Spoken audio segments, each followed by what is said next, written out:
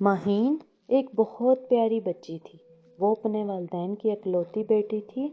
وہ روزانہ صبح اسکول جاتی، گھر واپس آ کر گھر میں اپنی امی کا ہاتھ بٹاتی۔ ایک دن ماہین اسکول دیر سے پہنچی۔ ٹیچر نے اسے بہت ڈانٹا، وقت پر آنے کی تاکید کی، لیکن اب تو روز یہی ہونے لگا۔ ماہین سب سے آخر میں اسکول پہنچتی اور مس سے خوب ڈانٹ کھاتی، لیکن اصل وجہ نہیں بتاتی تھی، کہیں اسے بہانہ نہ سمجھ لیا جائے۔ ماہین پورے ایک ہفتے اسکول نہیں آئی۔ بچے مختلف باتیں کرنے لگے۔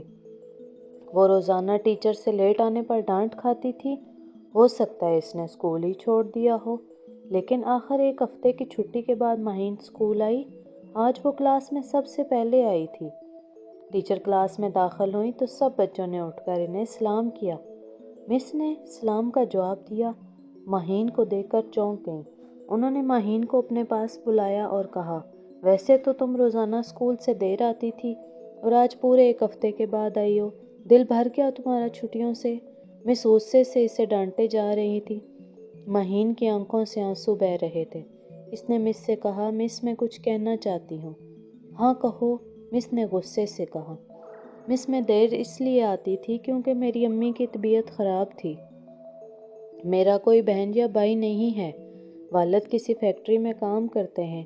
ناشتہ تیار کرنے اور ماں کو دوا دینے کی وجہ سے میں دیر سے آتی تھی۔ پھر ماں کا انتقال ہو گیا، اس لیے کئی دن اسکول نہ آ سکی۔ آئندہ ہمیشہ وقت پر آیا کروں گی، کیونکہ اب میں ماں کی خدمت نہیں کر سکوں گی۔ ماہین کی باتیں سن کر سبھی بچے افسوس کرنے لگے۔